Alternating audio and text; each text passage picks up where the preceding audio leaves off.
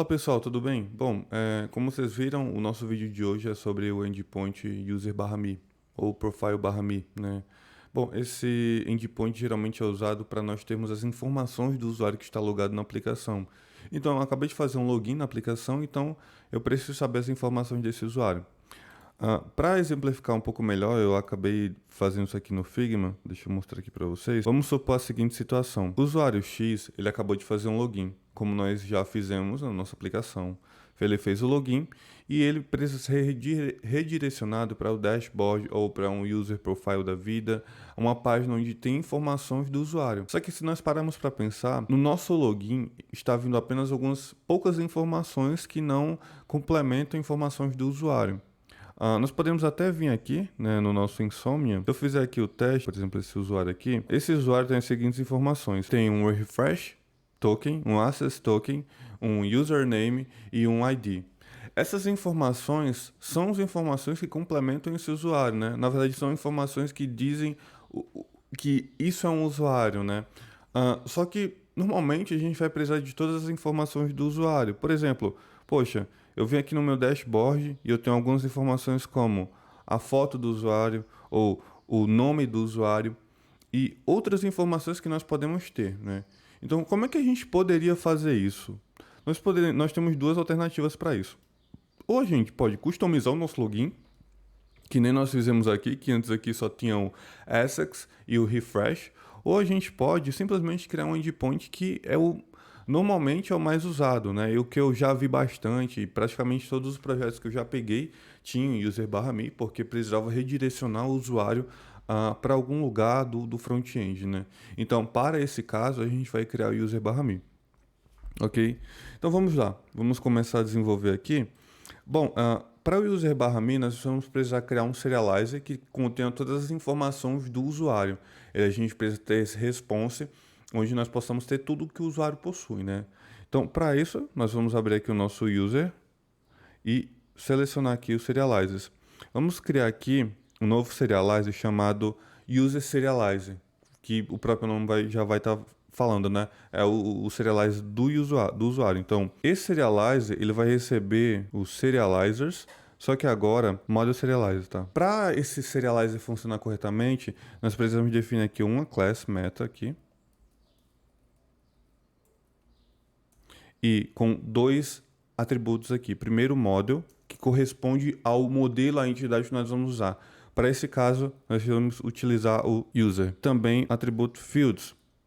Esse fields vai ser os atributos que nós vamos querer desse usuário. Nesse caso, nós vamos querer todos os atributos. Então, nós vamos usar esse all. Se, por exemplo, a gente quiser somente username, ou full name, ou picture da vida, a gente poderia abrir uma tupla ou uma lista e colocar campo por campo, né? Então, por exemplo, full name, aí vírgula, picture, ID e assim sucessivamente. Nós precisamos apenas importar agora modelo, né? From users.models. Vou salvar aqui. Agora nós vamos aqui na nossa view e vamos criar esse endpoint. Vamos criar após o user.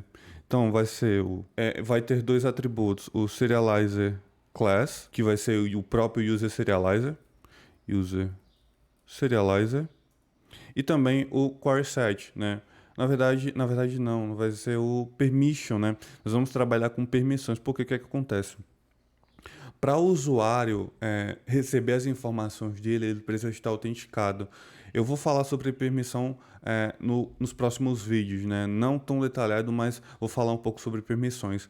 Mas, por exemplo, quando ele recebe aquele token no login, o usuário precisa a nossa aplicação precisa de alguma forma interpretar que a partir daquele token, nós temos que o usuário está autenticado e que o usuário tem X permissões ou que o usuário não pode fazer isso ou não pode fazer aquilo. Isso a gente trabalha usando permissões, tá? Então, para trabalhar com permissões, a gente vai definir aqui um permission classes, tá? E vamos definir aqui a permissão que nós vamos usar. Para esse caso, é sempre importante a gente abrir uma tupla, tá? Porque pode ser mais de uma permissão. Nesse caso, a gente só vai usar o is, na verdade a gente precisa importar, né? Então vamos importar aqui. Tá lá no REST Framework e permissions, tá? Beleza. A partir disso, a gente já tem as permissões que nós vamos usar. Para esse caso, a gente vai usar o permissions.isAuthenticated, tá? Que vai ser a permissão para fazer essa autenticação. A gente vai definir aqui o service, então user service, ok? E como isso aqui vai ser é importante o seguinte, que isso seja um endpoint do tipo GET, porque a gente vai trazer as informações do usuário. Então, se a gente traz informações, a gente vai usar um GET. Então, def GET, definimos o self e o request. Meu Deus, ok. Jesus, Maria e José. Maravilha. E bem simples, como a gente já tem também o service para pegar o usuário, a gente só vai pegar o usuário pelo ID dele, tá? Porque o que é que acontece? Vamos abrir aqui user, aí self.service e o que é que a gente vai fazer? A gente vai pegar pelo ID dele, tá? Então como é que a gente pode pegar o ID? Request.user. Anteriormente, alguns vídeos atrás, eu tentei fazer esse request.user e ver o seguinte, acho que ver uma função anônima, né? Por quê? Porque dentro do request.user não tinha nenhum tipo de autenticação, né? A gente não estava autenticado, então, consequentemente, o usuário viria como anônimo. Nesse caso, a gente já tem autenticação, a gente está usando o JWT token, né? E dentro desse request.user, a gente já tem o usuário que nós estamos logado. Então, basta a gente vir um request.user.id. A gente poderia, por exemplo, usar um request.user.username, e-mail, e viria a informação do usuário. Beleza? A gente vai definir aqui um serializer para ele, serializer.self, serialize class, e vamos passar apenas o user. Esse passo aqui, vamos retornar agora o usuário. Return response, a gente coloca o serializer.data e aqui um status.http 200. Agora a gente só precisa salvar esse endpoint lá nas nossas URLs e chamar ele, né? Fazer o teste para ver se está funcionando. Então vamos aqui.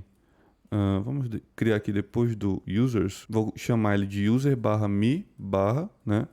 E agora user/me, colocar ele aqui como user e pronto. Acho que com isso nosso endpoint já vai funcionar. Vamos ver se a nossa aplicação está rodando, ela está rodando. Agora vamos rodar vamos fazer o login, tá? Porque o que acontece? Fizemos o login, beleza. Já temos esse token aqui.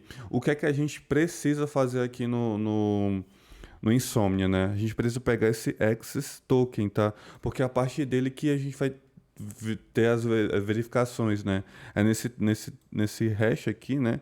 Nessa string que vai ter o token do usuário. Então eu preciso copiar toda ela, né? Vamos copiar toda ela. E vamos aqui colocar, eu já criei um próprio para ele, já fiz o teste, claro. E a gente aqui no Insomnia vai vir o seguinte, tá? Vai vir sem nada. Vamos fazer o teste sem nada.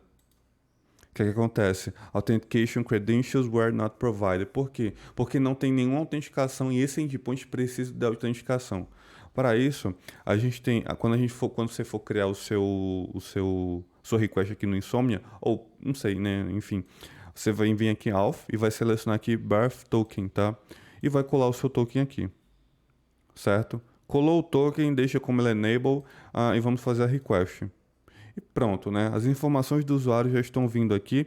A gente tem algumas informações como password, last login dele, super user, username, first name, is active, that joined. Então tem vários campos. A gente pode fazer, sei lá, um filtro, separar aqui o que é que você vai querer ou não. É só definir, por exemplo.